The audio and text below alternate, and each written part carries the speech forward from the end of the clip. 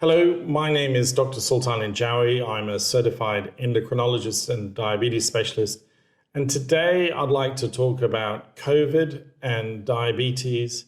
This is quite a significant area that I get a lot of questions about. Lots of my patients are understandably anxious about this, as am I. But today we haven't really had the amount of information that and the detail to be able to give people accurate and objective advice and information. But increasingly, there have been a number of studies that are being published that I think provide us with a lot more insight. So I'm going to give an overview, and in this overview, I'm going to talk about some of the facts and figures that we have. Why does diabetes seem to make things worse if you have a COVID infection? Who particularly is at most risk, and is that people with type 1 or type 2 diabetes? Is there a difference? And I'd like to spend a little bit of time discussing how weight affects COVID, because there is some data around that is interesting and important. And finally, I think in these challenging times, I really want to talk also about what can be done, because whilst a lot of this information is of concern, there really is some good news based on what we're seeing in terms of how we can deal with this. So specifically around diabetes and COVID, I'd like to know, well, what do we know so far? Now, the first bit of data came out of China in a large study, and it looked at people who had died in China and noted that people with diabetes really made up a fairly substantial proportion. And it was in the order of magnitude of about 7% of all the deaths had diabetes. And many of us found this concerning, but we also know that diabetes occurs as you get older, so there was an assumption that age was very much related, and that may explain some of this data. But in the last week or two, a study out of the United Kingdom has analyzed about 24,000 deaths due to COVID-19. And incredibly worryingly, they looked at this group of people and noted that 33% had diabetes, the vast majority type 2 diabetes, with a small number having type 1 diabetes. So if we take the UK data, the suggestion is it's about a third of all people who've died have diabetes. Now we know that some of the reasons for this, and from the Italian group, they noted that when people presented with high blood sugars, then they were more likely to be admitted to hospital and have longer stays in hospital. In other words, high sugars seem to indicate a more severe illness. And indeed, if people had high blood sugars in hospital, the risk of death was 4 times higher than the non-diabetic person. And they also noted that people who were not Caucasian, in other words, of various different ethnicities, seemed to have a higher risk of developing COVID and death, and indeed COVID infections were much more severe.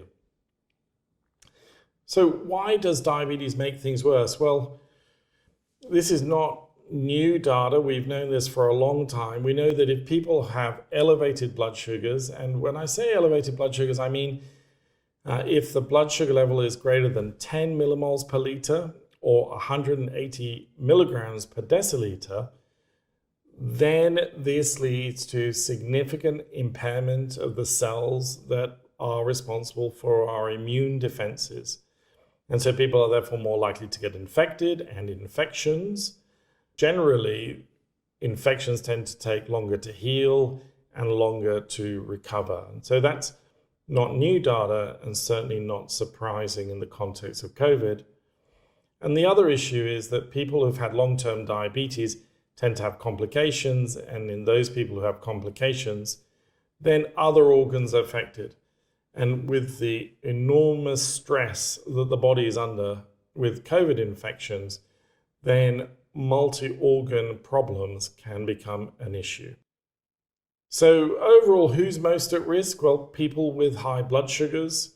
And I think if your blood sugar is greater than 10 or 180 for a significant amount of the day, then that's an issue. People with other medical problems, ethnic backgrounds, and in the UK, they've identified this as Black, Asian, or minority ethnic, and people with diabetes and excessive weight, and particularly weight around the abdomen.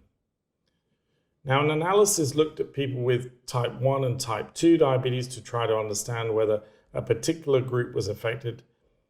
And when you compare the results and the death rates in people with diabetes versus those that do not have diabetes, people with type 1 diabetes have a 3 to 3.5 times increased risk of death, whereas people with type 2 diabetes have 2 times increased risk of death. But it's important to note that these numbers were heavily influenced by people's age, by their glucose control as defined by the HbA1c, as well as whether they're obese or not. And in fact, if we look at people with type 1 diabetes who are under 40 with no other medical issue, the risk were very, very low indeed.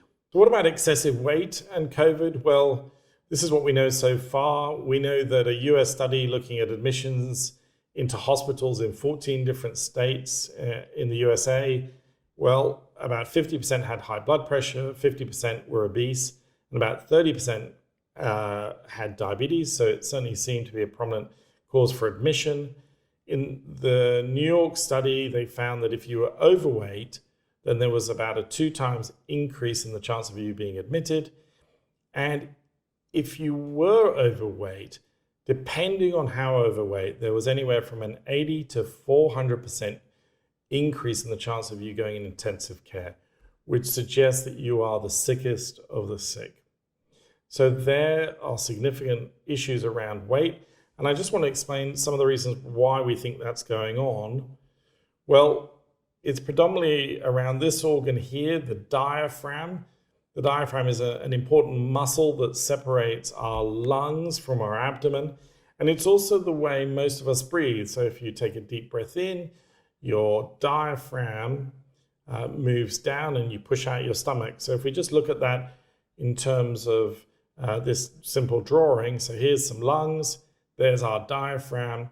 If we're in a situation where we contract the diaphragm and flatten it, then that will cause the lungs to expand, and particularly it causes the lower parts of the lung to expand. And the lower parts of the lungs are where the majority of the blood flow occurs. So it's the most efficient part of the lungs to cause gas exchange and suck in oxygen and push out carbon dioxide. The bottom of the lungs are critical. Now, if a person has significant abdominal obesity, and there's the diaphragm and here's the large abdomen, the challenge is, how does the diaphragm move down? Well, it's impeded and limited.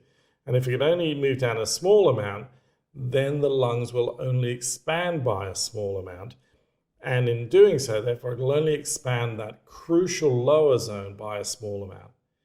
And so that part of the lung doesn't get aerated properly. And if it doesn't get aerated properly, you're more susceptible to developing infections.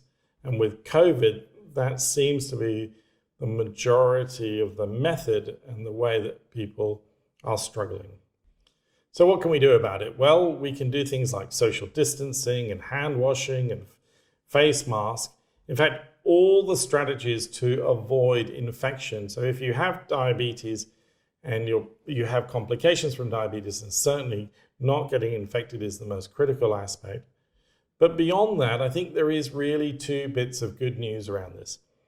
The first thing is to reiterate that having diabetes is not the issue. The problem is having high blood sugar levels. And we know that if we improve and lower sugar levels, then it may well reduce the complications from COVID-19. It certainly will reduce other infections and other diabetes complications. And irrespective, we also know that if a person does lose a bit of weight and reduce their blood sugars, they will feel better and have less complications moving forward. So I think this is quite a critical point. So the take home is we need to safely get the blood sugar levels below 180 milligrams or 10 millimoles, depending on where you live. And that should be 80 to 90% of the time. So if you wake up and your blood sugars are below that and you think I'm fine, test more frequently and test throughout the day to find out what is normal for you. The second thing is initially aim for some short-term weight reduction, because even a few kilos will help the diaphragm move. And if it helps the diaphragm move, you will improve the aeration into your lower lung. Once you lose a little bit of weight loss, then the target is to lose a little bit more. The first wave of COVID-19 has, for most of us, passed. But unfortunately, this virus isn't going away anytime soon. If you are living with diabetes, then I think this is an opportunity to minimize the risk to both you and your loved ones. I hope you do feel confident that you know how to safely manage and control your diabetes risks. But if you feel overwhelmed and you want support and guidance to safely lower your blood sugars and take control of your diabetes, then please feel free to join me at myhealthexplained.com and explore our personalized online diabetes programs that are designed to do just that, and all from the comfort of your own home.